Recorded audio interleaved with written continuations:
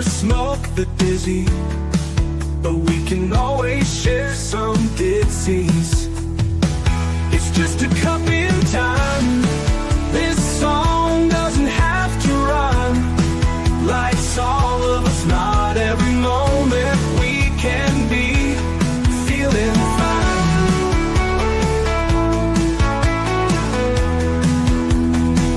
I wanna share a moment, just a second if you will, maybe even a cup of thrill. We could share this performance. It's tea time, come sit with me. Oh, welcome guys, Miss Liz in the house, and I have the incredible Wayne Elsey in the back, and we're going to talk about some sneakers today. That's what we're going to be talking about. We're going to be talking about shoes, and we're going to talk about the impact that a pair of shoes can make with sneakers for good and funds two orgs, I think, or it's 20 orgs. We're going to get Wayne to say it when he comes out out live with us. But before we get started, you guys know how Miss Liz rolls. Get over to all those platforms: Facebook, LinkedIn, TikTok, Instagram, and all those podcast apps out there, Spotify, Listen Notes, babyboomers.org. Check that platform out. Miss Liz is a partner also with that platform, so check that out. But let's get started with disclaimer and get Wayne in here with a beautiful intro, and then we're going to spill some tea. And the tea we're serving today is overcoming the odds, believing in a better world, and making a better world a reality. That is the tea we are serving today with Wayne. So, disclaimer for Miss Liz's Tea Time live show. Miss Liz's Tea Time is a global platform dedicating to sharing real-life stories, diverse perspectives, and meaningful conversations that inspire awareness, healing, and connection. I'm Miss Liz is going live using StreamYard. Before leaving a comment during the live broadcast, please grant StreamYard permission to display your name at StreamYard.com. Please be advised that the content brought forward during any Tea Time show is presented in good faith. However, discussions may include opinions, beliefs, and perspectives that do not necessarily represent the views of Miss Liz or the Tea Time platform. Information shared by guests is based on their own experiences and is perceived to be accurate at the given time of airing. All guests, viewers, and participants are responsible for using their own judgment when considering any action or decision that may relate to these discussions. Some episodes may cover sensitive topics, including but not limited to trauma, abuse, grief, mental health, and other emotionally triggering subjects. Listeners' and viewers' discretion is strongly advised. Tea Time with Miss Liz is an open discussion forum designed to offer insight, inspire awareness, and create connection. It is not a substitute for professional, medical, legal, or therapeutical advice. If you require professional support, please seek assistance from qualified professionals or trusted resources in your area. If you have any questions regarding this disclaimer or the content of this discussion, you are welcome to contact me, aka Miss Liz, directly at my email at bookingmissliz@gmail.com, or check out my link tree at Miss Liz's Tea Time. By choosing to participate in, comment on, or view these live shows, you acknowledge and accept this disclaimer. Your participation is entirely voluntary. I, Miss Liz, welcomes you to join the conversation with an open heart, and if at any time you feel this platform is not right for you, I respect your wishes and decision and welcome you back whenever you are ready. Tea Time with Miss Liz is serving truth and awareness one cup at a time. Well, welcome to Tea Time with Miss Liz, where purpose meets action and stories remind us that one ideal can create impact across the world. Today's guest is someone who has taken a simple concept and turned it into a global movement of change. Please join me in welcoming Wayne Elsey, founder of Funds 2 Org, global social entrepreneur, philanthropist, and author. Wayne has dedicated his life to proving that business and compassion can walk hand in hand.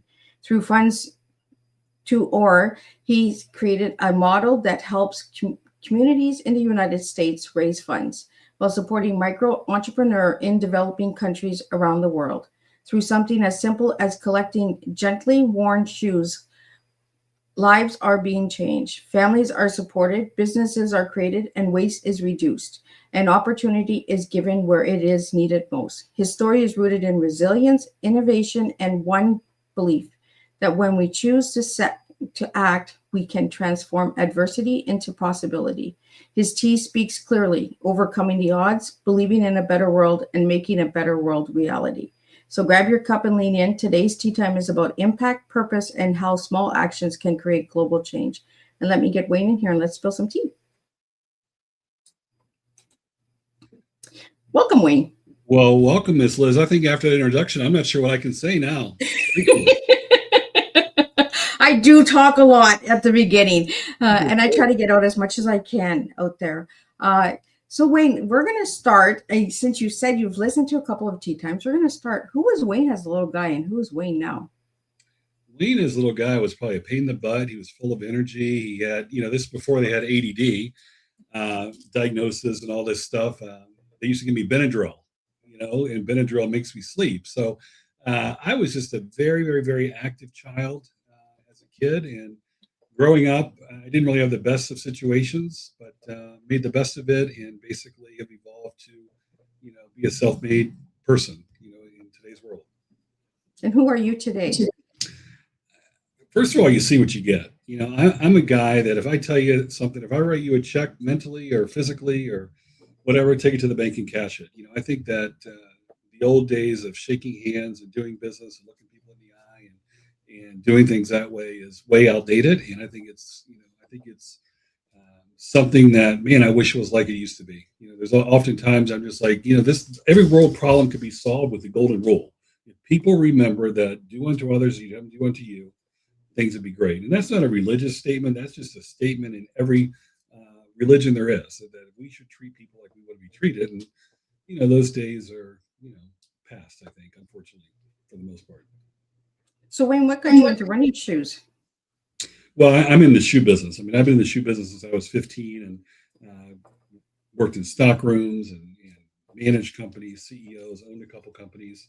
And basically right now what we do is a whole different life of shoes. So we're in the shoe business in theory, but we take gently worn, used and new shoes and we turn them into opportunities in developing nations. So instead of selling shoes at, a major department store or a shoe store, we take their inventory they don't want or shoes that people collect and we repurpose them into developing nations to the reuse economy to create opportunities for folks.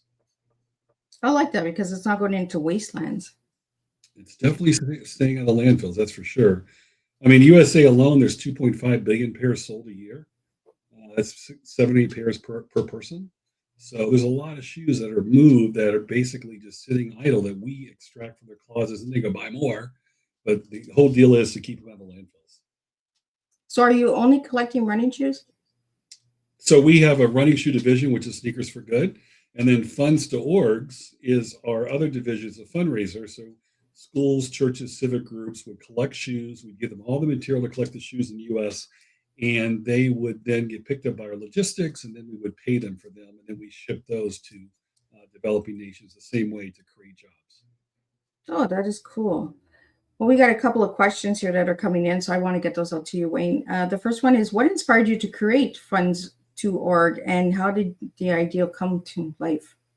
Yeah, so it really began back during the Asian tsunami. I think that was around 2004. I was sitting on the couch. I watched the newscast, and I saw this single shoe float up on the shore. And I was actually president of a shoe company at the time that's based out of Toronto that had a U.S. operation that I helped start. And I said, you need to do something about this. And so literally I started collecting shoes. I called people in the shoe industry and I said, hey, look, let's do something to help these folks out. So literally within 30 to 45 days later, we got 250,000 pairs of shoes in, shipped them to Southeast Asia, and really made a big impact there. Didn't think much more about it until Katrina happened several years later, the major hurricane that we had in Mississippi and Louisiana. And I said, if we could do this for people on the other side of the world, why can't we do this right here in America?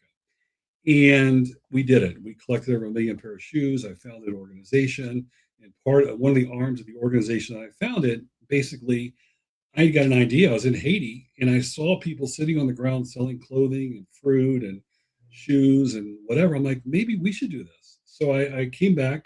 I sent one of my board members to Venezuela. He goes, oh, this is stupid. This will never work. You're crazy. And I called him 2 days later. While I was in Haiti, I said, how many shoes you sold? I said, I sold 50. I said, well, I sold 80. And I said, we are going to help people pull themselves out of poverty by giving them a viable product that they want, because in developing nations, that's a shoe is a form of transportation. There's no cars, there's no buses, there's no vehicle. So that's really a long story of how it started, and it evolved into what we're doing today with the several pillars of our company that we have. We have a question here about Haiti. What does it mean for micro entrepreneurs in countries like Haiti or Cambodia to receive these opportunities? It's life changing. I call it don't give a hand out, give a hand up.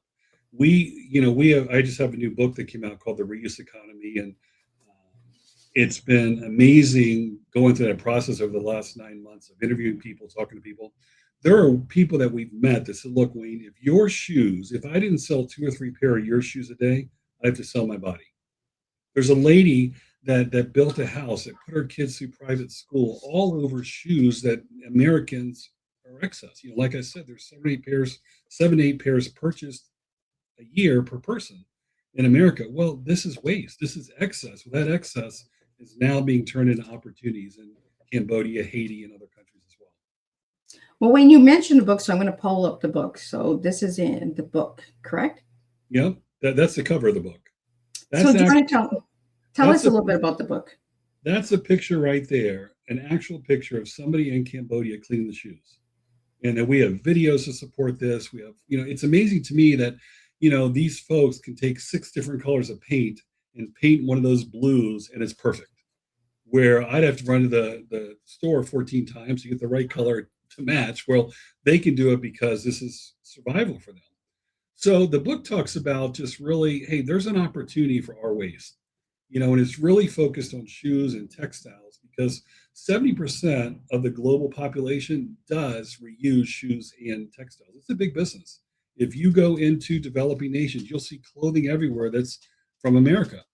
And it's a good way for them to create a business, to create an opportunity, and really build their lives. Those were all used shoes. That's after they were hand washed, not a machine, nothing electrical, but they were all hand washed by her. That's Americans' excess turned into opportunity. So I'm popping up some images for the people that are listening through the audio. There are pictures. If you want to see the pictures, you got to go watch the live show. That's how Miss Liz rolls. So I'm just popping up some images. These are bags and bags of shoes. Is this gone to Haiti or where were these shoes sent to? That right there is our operation in Cambodia. We ship them a container load a month, and basically they're packaged just like that. Both ends of the bag are stitched. There's about 30 pair in each bag, and they're basically sold by the bag. This lady here is in Kenya. Her shop actually burned down, and she's a lady that was actually after the fire. She's a lady that we helped get it to rebuild in Kenya, and she's selling shoes. And she actually put her kids through school. And I get pictures of her kids. I get thank you notes from her all the time, and WhatsApp messages from her. And this is her business here. She'll take those shoes home at night in a wagon or something, and basically keep them from being misused or stolen. Her job is to sell shoes. And we have another image here. What's this image? That's the beautiful lady in Haiti that I was describing earlier that basically said, if I didn't sell these shoes, I'd be selling my body. And your book, when was it released, Wayne?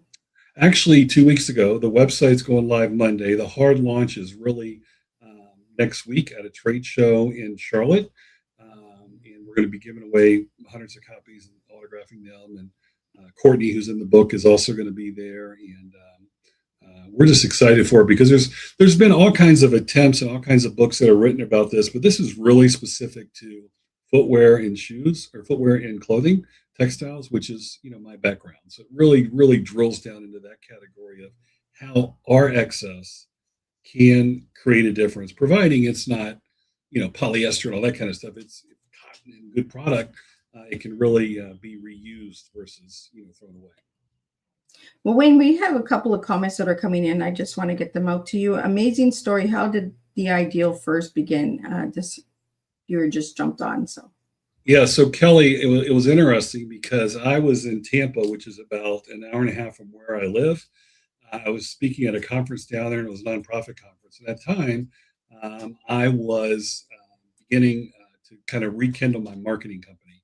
And I went to this nonprofit conference and talked to a bunch of people, and I left there and I told my wife, I said, this is not going to work. There is not a lot of money in the nonprofit space to afford what we want to do. I was driving back, And halfway between Orlando and Tampa is a city called Lakeland. It happens to be one of the fastest growing cities in the U.S. right now, which means traffic's terrible. So driving back, and somebody called me from Haiti.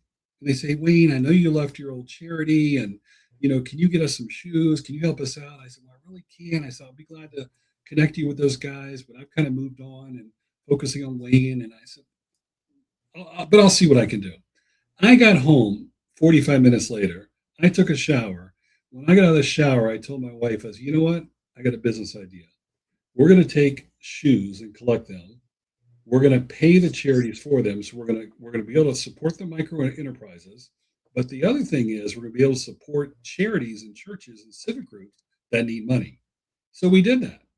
We literally started a company. I came up with the name. I drew it out on a piece of paper, got some people involved to help me graphically put it together, and we launched Funds to Org. So funds is money, to is who it's going to, and orgs is an organization, whether it's a nonprofit, for-profit, whatever. They all get paid to collect the shoes, which is our largest company right now, of the five that we have. I like that. So I was saying it right, funds to org instead of funds 20 gores.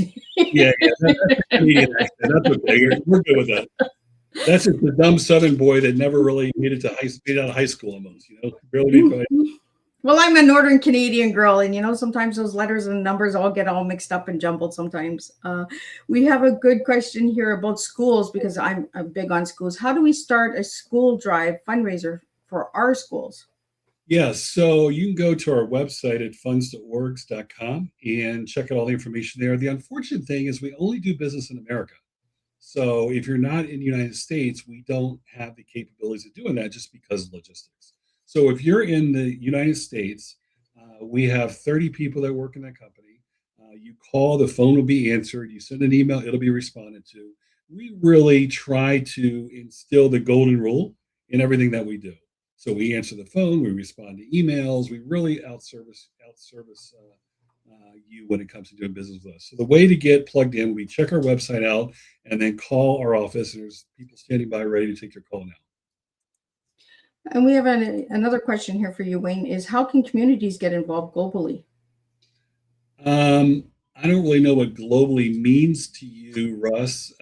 We only do business in America, so we can do globally in America.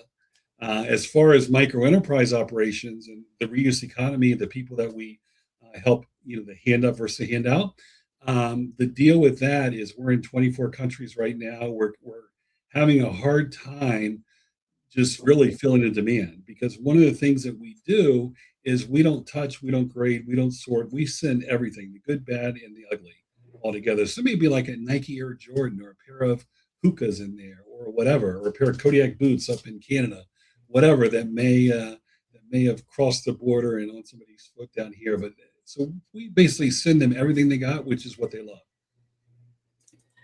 And we got a question here from Bradley. What challenges did you face early on? How long is this show? 1 hour. 1 hour, 1 minute, 1 second. This is a long question. I'm not sure your name, Mr. Bradley. I would tell you that, what you start with in a business concept and what you are now 13 years later is totally different. The name may be the same. The scale is completely different, but you got to be able to flex and really be able to put your ego aside and adjust the model, because the model we had 13 years ago is not the model we have today. In theory, it's the same, but in scale, it's way different. So the challenges we had was, really a combination of really just saying, okay, we're not the consumer. We're not the person collecting the shoes. We may think we know everything. And we may think that, hey, Wayne's been in the shoe business for 15 years. Well, this is way different. And we're not the consumers. So we really had to be quiet and listen and let our consumers tell us what it was, a church, school, civic group, whatever, how many they could collect, how they could collect them, and then really learn and grow from there. So the biggest challenge we had is just put our egos aside and realize we're not the paying customer in theory. Even though they're not paying us, we're paying them. I like that. Put the ego aside because so many people get into charities or organizations and the ego's there, right? Ah, I'm going to make a big difference. I'm going to do this. I'm. Where they're not looking at the bigger picture, where it's the people that are involved, the volunteers, the community, the staff and behind it. Nobody ever mentions. So Wayne, do you want to do a shout out to your incredible staff that you work with? Yeah, absolutely. I mean, I have a great team. The cool thing about my company is I have an executive team with a tenure is average of 10.5 years. And the only reason that's way down is we have two people that have joined us, one 8 years ago, and then one 6 months ago to head up one of our pillars of marketing. And then our other team, our entire team, which is the most important, our support team, has been here average of 5 years, which is very, very, very nice to see that people are sticking because they like it here. We are not a remote company. We are a team building company. We talk around the water cooler. I personally circle the halls every day and go say hi to everybody. I sit down at their desk, look them in the eye. How's it going? How's your family? How's life? Or by the way, get your butt in gear and get to work, whatever it may be. But it's just a great team. It's a great family, and we just all lean into each other and involved. And the good ones stick. I think it's important that we give shout outs to our team because sometimes they don't. There's so much work that gets done in the background that nobody sees with all these incredible charities and organizations, and the little guys are the ones that are pulling the hall and that. We have some more questions coming in, and we have one here: is how many shoes do you need to start to collect for a shoe drive? So, Mary, we have several programs. Again, if you look on our website, you'll see that. But it's all done by the pound. So we pay you by the pound. So we are a for-profit social enterprise. You are a nonprofit in theory, or a school group in theory, Mary. I'm just assuming here. But what we would do is we would provide you with the starter kit, which includes the bags, the rubber bands, all the marketing materials, a goal chart, and everything. And people basically take that stuff. They go out to their community. They have 50, 60 people that they can reach out to and collect shoes and clean out their closet and basically just put them in the bags, and our logistics team picks them up. So the short answer to your question is it's really up to you. It's what you put into it and really the capacity. The biggest challenge we have as an organization is everybody wants to do this. Everybody wants to get plugged in. Well, it takes an army to do this, yeah, Mary, and it may be 20 people, 30 people, or maybe 5 people. But these 5 people have to be connected, have to have businesses or whatever that you can put out collection boxes or bins or whatever to collect the stuff. So I would say it's up to you, Mary, and how many friends you got that really want to get plugged in and collect shoes for 60 days. And we have another question from Mary: is do we have to mail you the shoes? Well, under Funds to Orgs, we have a logistics team. We have 13 different consolidation points around the country. So our truck drivers take that product to our consolidation points, which there is a container waiting that gets exported. So if you do that program with Funds to Orgs, no, you do not mail those. There is not the margin in there to mail those to us. If you do a Sneakers for Good program, like, for example, we just got back from the Boston Marathon this last weekend. It was yesterday, matter of fact. Today's Tuesday. It was Monday. We were there all weekend. We are the sustainability partner for the Boston Marathon. We are the sustainability partner for St. Jude. And for those programs there, if you collect gently worn, used, and new athletic shoes under our brand Sneakers for Good, we do provide prepaid shipping bags that are either UPS friendly or FedEx friendly. You would just drop off. You fill it up, drop it off, and it goes right back to our warehouse. Well, Wayne, we have some more questions that are coming in, but I want to get into the numbers because I have the numbers here from the website for the people that would like to check out the website. You have 4,000 micro enterprise partners. 37 million pairs of shoes from landfills were saved. Shoe drives, you have 24,283, and 19 million has been fundraised. And you just said 24 countries. So when you see those numbers, Wayne, how do you feel? The world is huge, and the opportunity is there. How it makes me feel is we didn't do good enough, in theory, because it's like if we started a charity that was focused on cancer and nobody got cancer and everybody's healed from cancer and the charity went out of business, sign me up. That's awesome. So my point about the shoe business, again, we are a for-profit social enterprise. We can't get enough product, meaning the demand is out there. We've created the demand of something that is changing lives in a big way. And we are giving people a hand up, not a handout. We're teaching them business. In Haiti at one time, in the heyday there, we had a school, and they would go to school in this little building that we rented. And they would go there and they would learn math because they never learned that before. Most of these folks couldn't write or read. And we taught them that. And John and his wife, Annie, helped me out with that. And just amazing situation. I'll tell you a funny story about that. I went to rent the building. And in America, when you lease a building, you talk about the monthly rent, right? So we're talking and John's translating. And I got, this space is probably 1,000 square feet. And John said they want $3,000. And I'm like, you got to be kidding me. What do you think? I'm a stupid American. I'm not going to pay $3,000 a month for anything like that. What do you think you're doing? He goes, Wayne, that's a year. I said, give me 3 years. So, I didn't understand their culture. So that was a year rate. I said, well, give me 3 years. And like I said, to this day, I just talked to John the other day and he was laughing because he negotiated leases lately, Wayne. I'm like, well, yeah, let's don't go there. There's so much difference in costs in different countries, right? And when we hear the numbers, we're like, what the heck are you doing? Like, what do you think I'm going to fall for that? Like, that was it. I want to talk about right? I want to talk about the mascot, this cool mascot, Sneakster, Is that what he's called? Yeah. So who came up with that guy? My wife did, matter of fact. I'll give her props on that. We were talking just one day and she goes, we need a mascot. And so we went back to the team and talked about it. And we just need something fun. We need something to really, dress things up because we've been doing this for 13 years and we wanted something a little bit sassier than what we have. So we came up with Sneakster. Sneakster was launched at Back to School last year.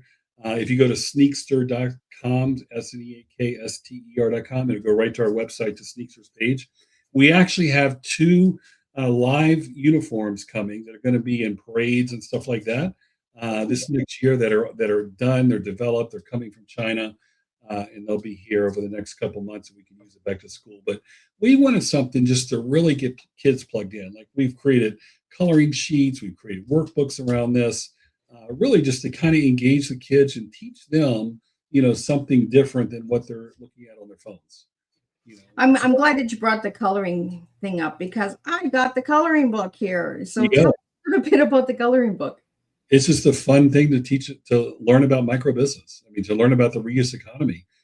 And Sneakster kind of walks through that and you can, color, you can draw. It's a story. It's basically a story of how these shoes around the world are giving people a hand up and not a handout. I like that it says Sneaksters saves the day. Yep. So how's he saving the day? Opportunity. We all need opportunity. We are helping people that are starving feed their families by selling a pair of shoes for minimal. We are changing people's life and keeping them, equipped with inventory to really promote themselves. And at the same time, we're reusing stuff that we would normally throw away. Only 5% of textiles in shoes are reused. 5% out of everything that's sold. Wow. So it's amazing how much we throw to waste, right? And take advantage of. It's amazing. And, I was always aware of this, but, I'm more aware of it now and everything I do. I mean, this book in reuse economy, this shirt I bought at a thrift store. I got it cleaned really well, but it's from a thrift store. So why would I go out and spend $150 on a Ralph Lauren shirt when I paid, I think, $8 for this? And there's nothing wrong with it. Yeah. The jeans, the shoes I want, everything I buy that I can, I go to the thrift store and buy. And same thing, I was just in a developing nation and I bought stuff down there because they have big clothes and I'm 6'5", and 230 pounds. I'm a big guy. So they don't sell that type of product down there. That's usually excess, that absolutely. Well, we have a question here is how does the shoe drive model work and why has it been so impactful globally? Again, the word globally. We want to state and stipulate that it's in the U.S. only. Yeah, the fine print is in the U.S. only. The global aspect is basically the people that we're setting up in the reuse economy. But it's been wildly successful because it's different. If you think about fundraising, and you and I talked about our children Yep. before the call, and I mean, they brought home magazine subscriptions, they brought home candy bars, they brought home popcorn. This is no calories whatsoever. And zero. You don't have to spend anything. We'll send you the rubber bands. We'll send you the bags to fill up and all that kind of stuff. So it's just a different thing. And at the same time, we're teaching these kids about excess. And we've had people that did shoe drive fundraisers with us that would tell our coaching team that, I can't believe that I had 7 pair of shoes in my closet I wasn't wearing, and I still have 7 left. Because they just they just grow. They just expand. We take so much for granted, so much for granted. And we were talking about that before we went live about our kids and grandkids and all that good stuff. And Yeah, I'm sure my grandkids got a couple of pairs of shoes that they're no longer using that they could donate. that's right. Donate them to charity. We'll buy them from the charity, and then we'll sell them to people in developing nations to build a business, and we'll help them out all along the way. When a question just came in, is you've shown the business and social good can work together. Why do you think that mindset is so important today? I think at the end of the day,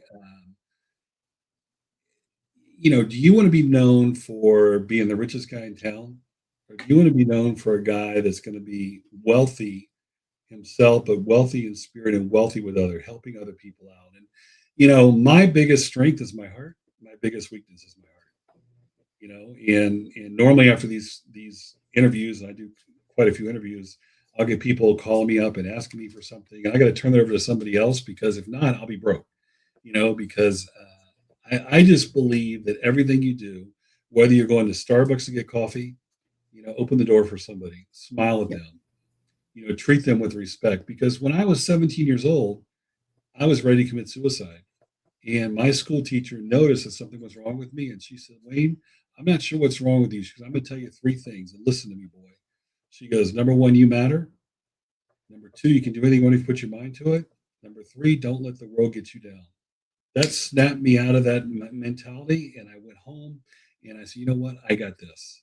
And basically, I'm 61 now. I know I look 45, but 61 now. I'm still say that all of our tractor trailers say you matter on the outside. You walk in our office, the first thing you see is you matter. You go to my house, in my backyard, on the wall, there's grass, but it says you matter. Because we all need to be reminded of that no matter what, because life can be difficult. Life can be tough. You turn on the news, it's like, wow. Yeah. And it's a simple phrase, you matter, Yep. And I think we need to put that more out into the world, is you matter. And that's why these stories are coming to Tea Time, because you all matter. Different teas, different flavors, different stories, different perspectives, and different ways of doing a change for life. We have a question here again from Mary, and it is a shoe drive a good fundraiser for a busy mom or for a school? I'm going to assume that Mary's a busy mom and have kids in school. I'm going to assume that. Mary, I would tell you that PTAs and PTOs are probably 45 to 50% of the people that do this. So yes, it is absolutely something that schools are plugged into because they like it. Because if you go to our website, there's a curriculum on there that's really divided out by grade. So there's 4 levels of curriculum that you can get for free. You can download, and a lot of the teachers will download that and make that part of their teaching aspect. A question here is, what does it mean for micro entrepreneurs in countries like Haiti or Cambodia? It's the same question that came in earlier, so I'm guessing the person thought I didn't see it. We already answered that one. You've built multiple successful businesses. What has been the biggest lesson along your journey, Wayne?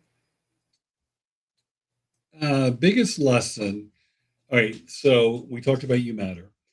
The biggest lesson is surround yourself with people that are smarter than you, better than you, faster, stronger than you. I barely made it through high school. If Loretta Rose did not do my homework during high school, I would not be out of high school. I'd still be in summer school at 61 years of age. So everything I've learned. I work for some of the best people in the world. I work for some of the worst people in the world. I work for some of the nicest people in the world, and I work for some of the meanest people in the world. But I learned by everybody I worked for, is to really absorb and say, what do I want that model to be for me? And how do I want to project myself? And how do I want the people around me to see me projected to them? Wayne, why is community such an essential part of creating real lasting impact?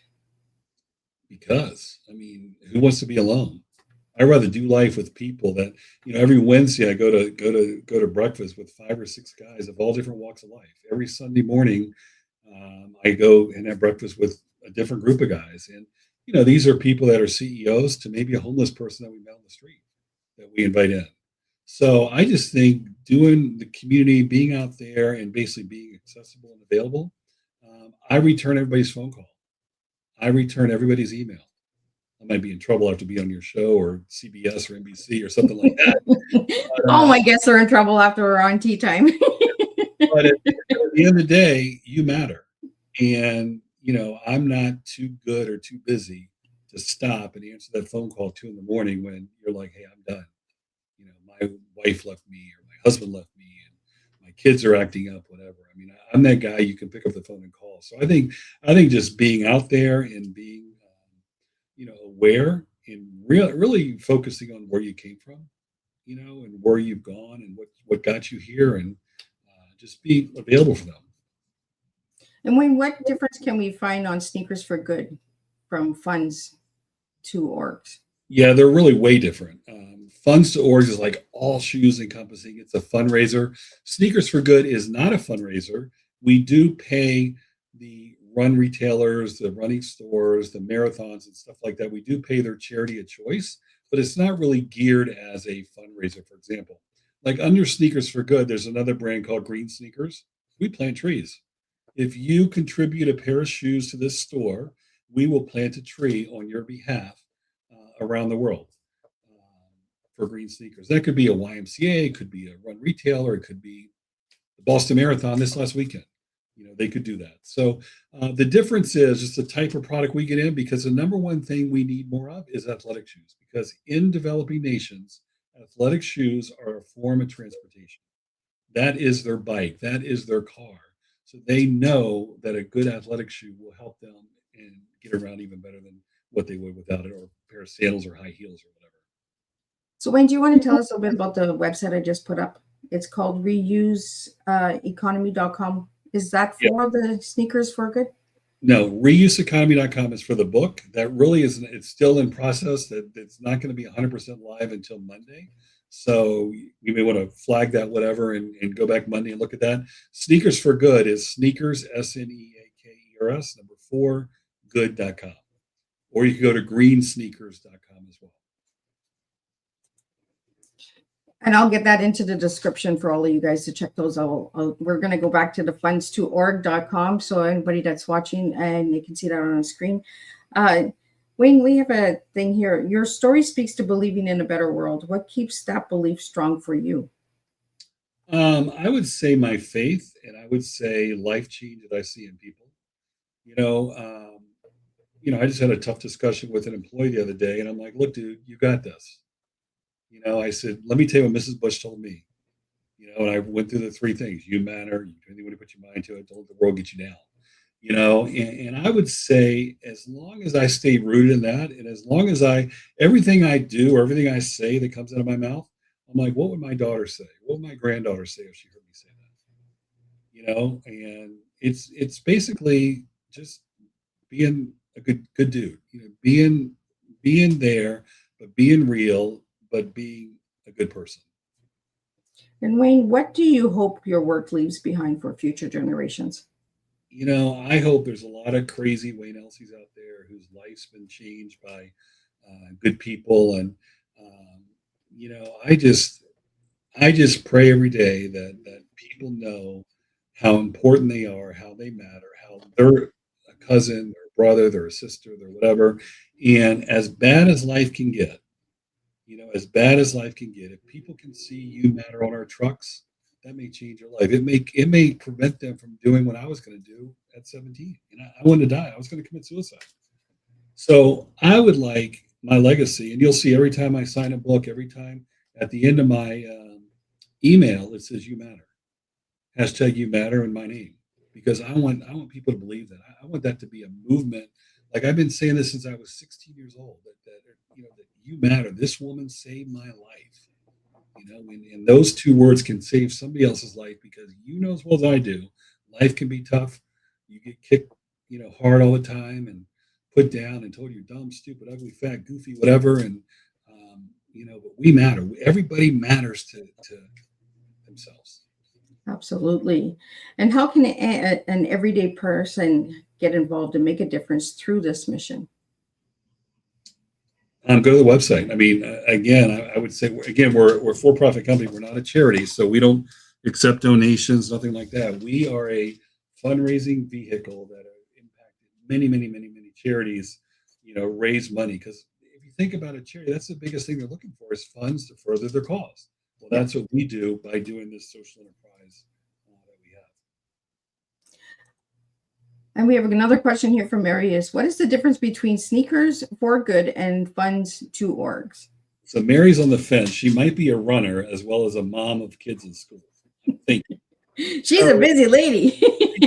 Great questions, Mary. Thank you. So Mary, the difference between the two is Sneakers for Good only focuses on sneakers, literally. Only focus on sneakers. In the U.S., we provide prepaid shipping bags that you fill the bag up, you put 13 to 15 pair in there, you send them back to us. For example, at the Boston Marathon this weekend, we gave away over 10,000 bags. Literally 10,000 bags went out to people that attended the race pickup badge session they had a couple days before. So the difference between that would be we only do sneakers at Sneakers for Good, and we do everything else at Funds to Orgs. So where should people be going to first? I want all of my listeners to go to all of the websites that are being mentioned today, but which one should they check out first, Wayne? Well, it just depends. So if you need to raise money for your nonprofit, church, school, civic group, go to Funds to Orgs. If you are interested in sustainability and athletic shoes and planting trees or keeping things out of landfill, specifically sneakers, go to sneakersforgood.com. Awesome. And Mary's got both of those pulled up on her browser right now, checking them both out. I guarantee it. Awesome. Got browsers open right across. There was 4 websites that were given, and we're going to get those all out in the description. Turning shoes into funds, the 4 simple steps, Wayne. I'm sorry, you cut out. 4 simple steps on raising funds for shoes. So basically, you engage people, you spread the word, you collect, you consolidate, and then we pick them up. So basically, it's really up to the person, the school mom, the teacher, the religious leader. I mean, we have churches that do barefoot Sundays, and they ask people to leave it at the altar, and they pay for missions trips with this money. If you go to fundstoorgs.com, there's actually a whole series in there that churches use. We give them all the literature and the lessons to teach as well. So, I mean, it just depends on what you want. If you need to raise money, go to Funds to Orgs. If you want to be sustainable and, just focus on sneakers, go to Sneakers for Good. But the 4 steps are really just depends on what you need to do. What your end goal. Could you tell us what those 4 steps are again? Basically, rally people around you, consolidate. We'll pick them up and basically just spread the love, spread the word. So there's 4 steps for everybody else. I mean, if you do it at a church, they have to basically get the word out there, whatever. But it's all a matter. The big thing you need, Mary and everybody else that's listening, you need a community of people behind you when you do Funds to Orgs. We had a gentleman that was handicapped and he knew a handicap van. They raised $35,000 to buy him a new van. The campaign was called Andrew's Van Fund. It was in Mississippi, I believe, and they raised $35,000. When the grandmother called into us, we're like, "Ma'am, you need an audience." She goes, "I don't have an audience." We almost talked her out of it. And literally 6 months later, we sent her a check for $35,000 and they bought the van. Wow. Because what she did is she got the media involved, she got everybody, all the community involved, and she goes, "I got this." She goes, "We can do this." And she, our coaching team's like, "Well, I guess we'll try it." And Let's then, talk about that coaching team that you have going on. yeah, so our organization set up. We have sales over here, and we have coaching over here. So once the salespeople take the call from Mary today, and they walk her through everything, we do a definitive agreement with them, a little simple MOU, memorandum of understanding, that says, "Here's what you're going to do. Here's what we're going to do. Here's what you're going to get paid, et cetera, et cetera." And then once that's finalized and we're in compliance with the solicitation laws by state in the USA, that gets turned over to our coaching team. Our coaching team then does a planning call with them. It says, "Okay, what is your army of people you have? How are you going to do this? What do you need?" And they send them all the materials, all the supplies that we provide free of charge, or they direct them to a Dropbox link on our website that they can download all the how-to, the charts, etc., the goal charts, and all that kind of stuff, and basically do it. So the coaching team takes it over from sales and really finishes when the shoes are picked up with our logistics team. And then they are the ones that send out the checks and a personal note to the folks and say, "Look, great job. Hopefully sign you up next year again." So, Wayne, what is the most outrageous fundraising event that you've seen happen so far? The most outrageous one is I had a guy in, I know the guy, I can't think of the state, he's in Idaho. He was a photographer, a professional photographer. Him and his family raised $62,000 in like 90 days. It was some crazy amount. And they would drive around from photography studio to people he connected with and say, "Look, here's what I'm going to do. I want to raise this money. I want to have it go to this mission in Haiti, I believe it was." And this goes back, 10 years ago. So I don't remember all the details, but they drove around. They made this their life. The kids were homeschooled. They had a U-Haul, and they had a RV, and the one followed the other one. They pick stuff up, they drop it off, and we thought this guy was crazy. Well, he was crazy. All right. He basically made it happen because he said, "Look, I have a goal. I want to help these people out." And he did it in a big way and got his entire family. He's got, I think, 7 kids, 6 or 7 kids. Oh, wow. That's what I said. Oh, wow. And you mentioned, right? Right. Those are committed people that want to make a difference. It's the little impacts that make the biggest impacts, I find. Well, and it's funny you say that because we were talking about the beginning of the company. Our beginning of the company, we thought everybody would collect a tractor trailer load of shoes. Now, an average fundraiser does 2,500 pounds or pairs to maybe 5,000 pairs. So, they're smaller. It's $1,000 payout up to, a $2,000 or $3,000 payout. So we thought it'd be like these big, big loads of shoes. Well, those are one-offs. Those are people that do this, like the guy Travis did that drove all around the country. And, they're the van folks. So we have radio stations around the country, Christian radio stations that do big drives, one-offs a year. But the average person, is going to do a couple thousand pair to 5,000, maybe 6,000 pairs of shoes and, reach their fundraising goals. Wayne, do you have any events that are going on that you'd like to mention? We have hundreds. Literally every month we have 400 to 600 events. I would say, some of the things I'm hearing now are Earth Day events. Earth Day is next week, and people doing major collections then. There was one person I heard about, one organization wants to fill a truck of shoes as a visual. So they apparently have a truck dealer that donated a truck that they could put the shoes in. So I would say it varies all over. Back to school, it's kind of cool because, Sneakster is going to be back around for, really the year anniversary of Sneakster will be in August. And there's all kinds of events that are going to happen with that. We have these little Sneakster paddles that they take their pictures, they put on Facebook and Instagram and stuff like that. And it's called Shoe Me the Love or Show Me the Love, but it's shoe, SHOE, me the love, which is kind of cool.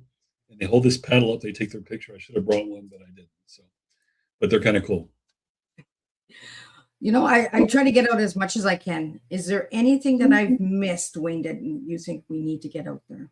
Now, I would say the biggest thing, the simplest thing you do can make a big difference in somebody's life. And whether you do business with funds to orgs or Sneakers for Good or one or other companies, just do something for somebody else. When you go to Starbucks, buy somebody a coffee. When you go to the grocery store, hold the door open. Do something different. Maybe let somebody walk in front of you because there is so much junk going on up here. Our lives are so busy, and the littlest thing can make a big difference. Like you will never hear me talk bad about anybody. It's not worth it. Everybody has something good in them. I'm not one to bash our competition. I'm not one to talk about other people. I'm one to say, look, they're a great organization. Support them.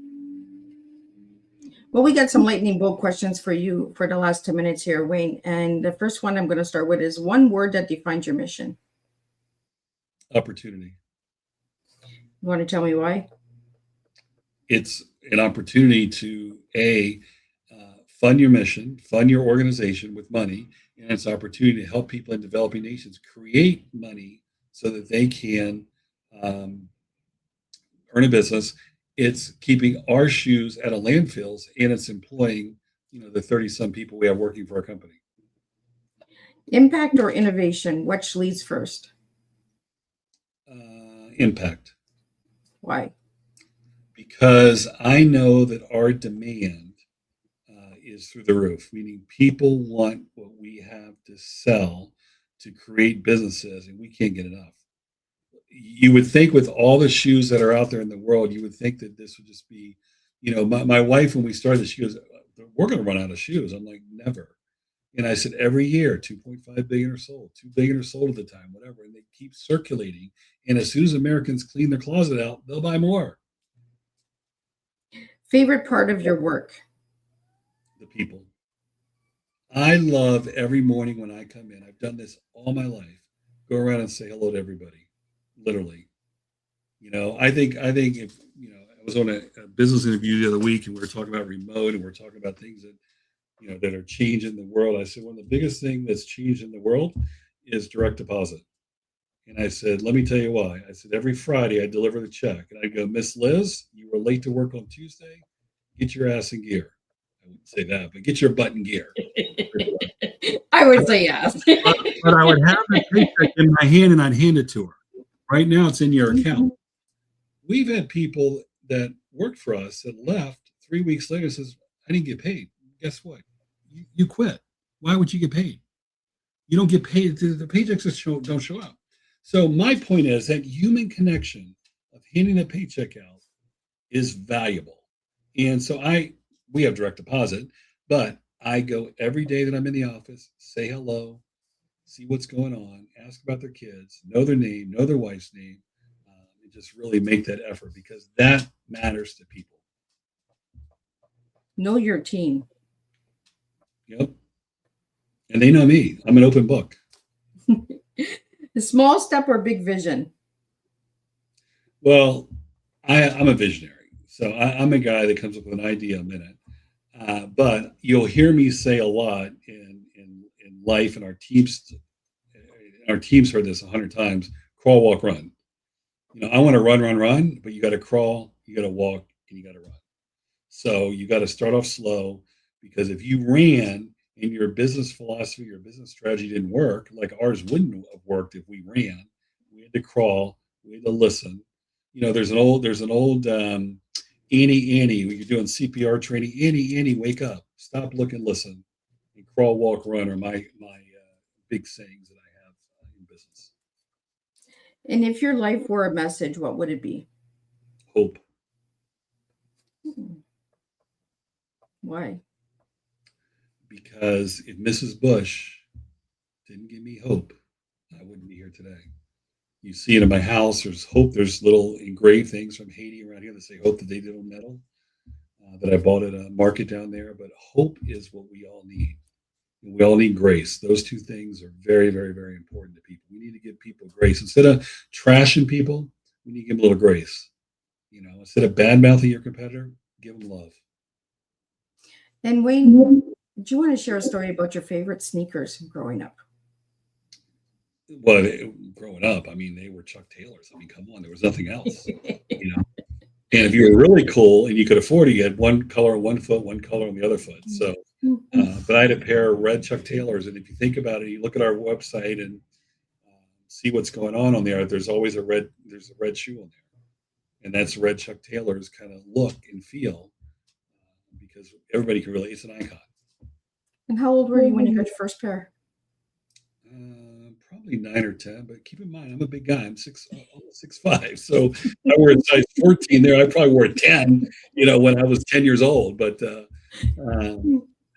so I was probably 10 or 12, something like that. 8, 10, I don't remember, to be honest with you. And we talked about grandkids. Are your grandkids into the same kind of sneakers as Grandpa, or? No, they're too cool, man. I mean, the oldest girl, it likes anything pink. The middle boy likes anything soccery, and the youngest likes anything football. So they are just amazing, amazing, amazing kids, and I do nothing but pour into them. I call them just about every day. I try to call them every day and sing crazy songs to them or say crazy things to them, and just get their day started right. And what final message do you have for all the listeners today? Just do it. If you got an idea, and that's a trademark of Nike, but I think they're happy if I say this with their stock prices these days. They're going to be happy if I promote them a little bit. But just do it. If you got an idea, don't be afraid, and don't let the naysayers get you down. I've had people tell me I was dumb, I was stupid, this will never work, you don't know what you're doing. And while that hurt, and I'm not going to lie to you and say it didn't, I let that motivate me as well. I wanted to prove people wrong. My dad would ask me all the time, what are you trying to prove? Well, I'm trying to prove my mother wrong or other people wrong that put me down, to this day. Every day to me is like, what can I do to make a difference in somebody's life? And maybe this message inspires you. Maybe this message gives you hope. Maybe this message is something that you need to hear, that you matter, because you do matter. And you matter to me, you matter to others, you matter to your family, and you matter to God. And I'm just going to pull up your book one last time. So this book is available where, Wayne? That book, as well as 11 other books that I've written, are on Amazon. You can download them instantly. We make zero money on these books. We give them away.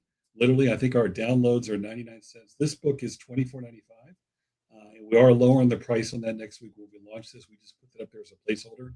But we basically want volumes of books out there. So I've written 12 books total. I actually have a new book coming out in a couple months with the founder of Reebok. That's coming out. So that'll be a little bit, a whole different structure. But these books are available on Amazon. And I would say read them, get inspired, download the Kindle. I think the Kindle versions are 99 cents of all the other books. And that's just the cost of the transaction. So. And the coloring book, where can they find that? They can download that at funds2orgs.com for free. And do you want to just give a shout out to all the websites that you mentioned really quickly, Wayne? Yeah, so Funds2Orgs, FUNDS, number 2 ORGS, Sneakers for Good, green sneakers. You can go to sneakstir.com. You can go to one of our other companies that we didn't talk about called treeraise.com, or you can go to wayneelsey.com and learn more about me and keep up with what I'm doing in the world and hopefully get some inspiration. Well, I really want to thank you for this conversation, because this was a heartfelt conversation. We got some giggles, we got some laughs, and we might get in a little bit of trouble after this tea time. But I want to thank all the viewers and listeners that joined in, brought your questions to the table. I could not do this without you guys. We do this as a team. Miss Liz serves the tea, and with me, we have a team. That's the way Miss Liz serves this tea. I'm just going to do a quick wrap up of what today's tea time was, and then I'll see everybody at 7 p.m. with the second tea time of today.